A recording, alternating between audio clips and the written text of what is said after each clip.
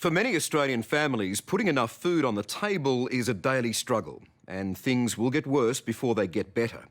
You see, the world's got too many mouths to feed, and we're fast running out of good farming land. It's being over-grazed, gobbled up by sprawling cities, or sold to foreign interests.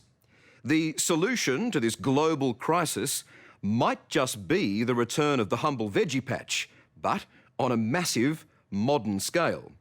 Entire skyscrapers housing farms, not office workers. No soil, no sunlight, no seasons. It's a food revolution, and it's starting right here in our own backyard. On the edge of suburban Brisbane, the future of farming is sprouting. It's quite a greenhouse you have here, Murray. It is. It's like the African jungle, isn't it? But it's all stuff we can eat. Murray Hallam grows enough food to feed his family, the street, and then some. Fruit, veggies, and an almost endless supply of fresh fish. Sorry, you're getting wet there, mate. Splashing. The whole idea was so appealing to me that I could grow veggies and I had fish. And to me, that was just like magic. I thought, this is like magic. It can't be true, surely. But even more surprising is how Murray produces this suburban smorgasbord. There we go, it's gravel. Instead of soil, there are trays of gravel sitting on big fish tanks. Nutrient-rich water from the tanks feeds through the whole system and around the plant roots. But as for the nutrients, well, the fish take care of that. So it starts here. They do their business. Yep. The fish poo circulates to grow the food. Absolutely. It comes back in clean, you're saying? Clean for the fish. It seems perfect, but food grown from fish poo, do we worry about that? No, not at all, because if I was to put some chook manure in my veggie garden, you'd think that was good. Murray's spearheading the innovative technique of aquaponics to change the face of farming in Australia, as the old, traditional ways struggle to keep up with demand. As a country, are we growing enough food to feed ourselves? We are, but only just.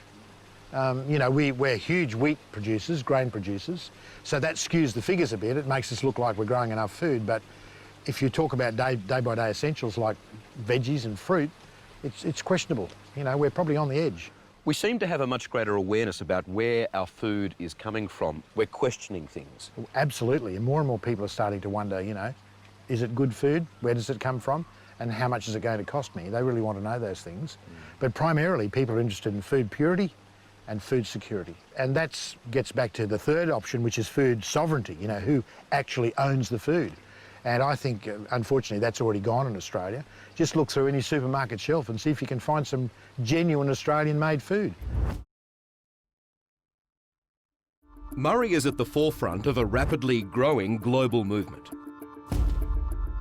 From Brisbane to New York, farming is coming to the city in revolutionary new ways. This is no experiment. It's a working farm, but we are a long way from the countryside. City farming is being hailed as the solution to the global food crisis. The truth is, traditional farms can't grow enough food to feed exploding populations, and booming cities around the world are eating up productive land. This is seen as the future of farming.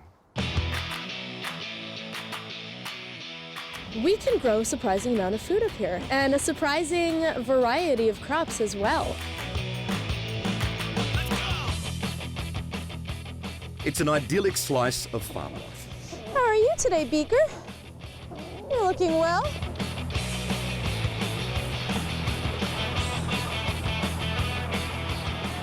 Rooted in a rooftop atop this Brooklyn warehouse against the metropolis backdrop of New York City. Brooklyn Grange is the biggest rooftop veggie garden in the world. And these urban farmers are out to transform our cities. We can do something with every roof. Every roof can be reimagined. Anastasia Kolplakius may not look like your average farmer, but she grows enough food to feed an entire suburb. So when our farm stand shoppers come up to the farm, buy their vegetables right here where they're grown, and then walk home to their apartments to prepare them, that's a really unique thing. You're talking rooftop to the plate in just a couple of hours. Yeah, a couple city blocks.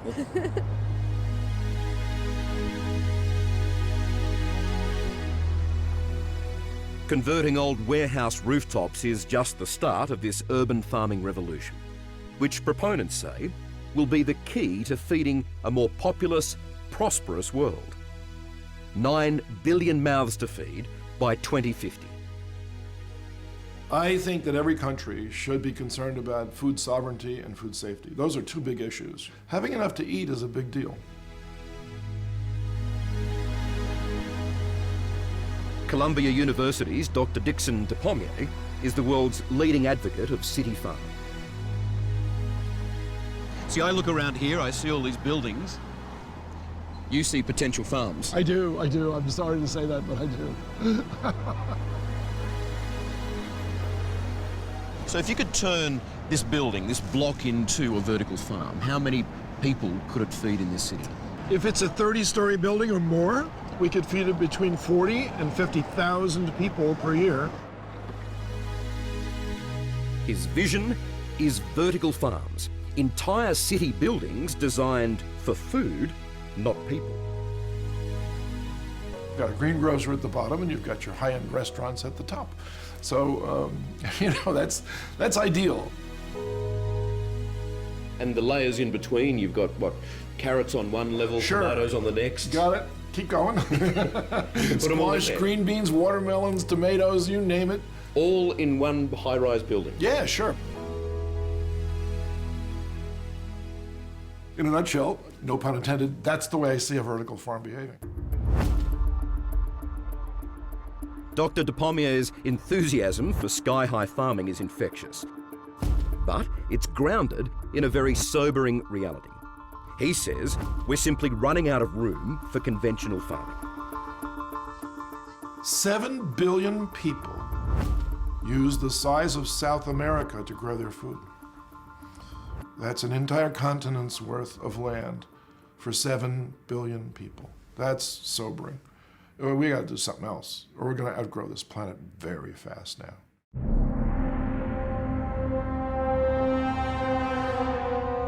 For a glimpse into the future, we've travelled outside Houston, Texas. This anonymous building in a remote commercial park holds the world's largest and most sophisticated vertical farm. Oh my goodness. Goodness me. Oh my goodness. What an incredible sight. Yeah, it's amazing, isn't it? I mean, this is the future of farming. That's right. Yeah, well, that's not the future of farming, it's what we're doing now. It's now. Yeah. It's a $1 billion US government-funded project that grows crops for medical research, and very few visitors get access. For Dixon, it's nirvana. Remarkably, these plants thrive without sunlight or light as we know it. The light in here is extraordinary. It's actually, it plays tricks with your own eyes. It does. Yeah. So you're seeing the world through the eyes of a plant right now. So plants, they don't need the entire visible spectrum, okay? Plants have only 2 molecules that are important to them, chlorophyll A and chlorophyll B. Chlorophyll A and B have absorption spectra that are exactly synced with these LED lights, blue and red. Blue and red, yeah. Blue and red, that's all they want.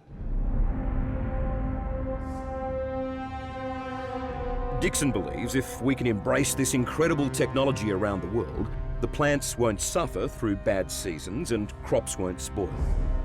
And with those high-tech LED lights now 60% cheaper to run than just 5 years ago, the cost of production is falling fast. And your vision is you can put stacks and stacks and stacks of these into skyscrapers. Yes, simple. That's the idea. It's really stupid simple, but that's exactly what we should be doing.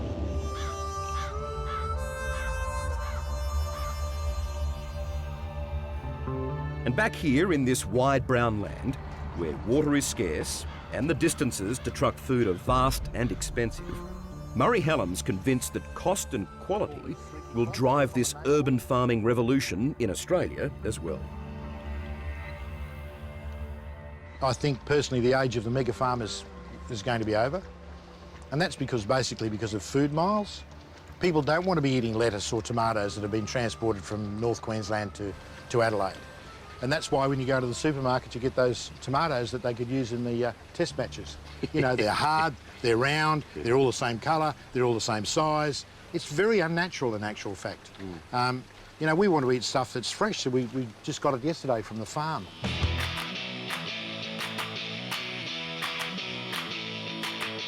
They may go about it differently, but something all these urban farmers have in common is a love of fresh food. Food that thrives where you live and doesn't devour great swathes of farmland. When I first started this, my friends all thought I'd, you know, another one of Murray's crazy schemes. But now it's becoming very mainstream. I mean, that would have been unthinkable just 5 years ago. It is the most old-fashioned of ideas, but it's becoming new-fashioned again. I believe it's built into our genetics. You know, the desire to grow things and make things. When we grow something, it makes us happy. And when we grow our own fruit and vegetables, the satisfaction gained from it is unbelievable. It's therapeutic. Makes you feel good. You certainly feel good sitting there, don't you? Absolutely. Look at it. Great stuff. What about this? Hello, I'm Sarah Abo. Thanks for watching. To keep up with the latest from 60 Minutes Australia, make sure you subscribe to our channel. You can also download the 9Now app for full episodes and other exclusive 60 Minutes content.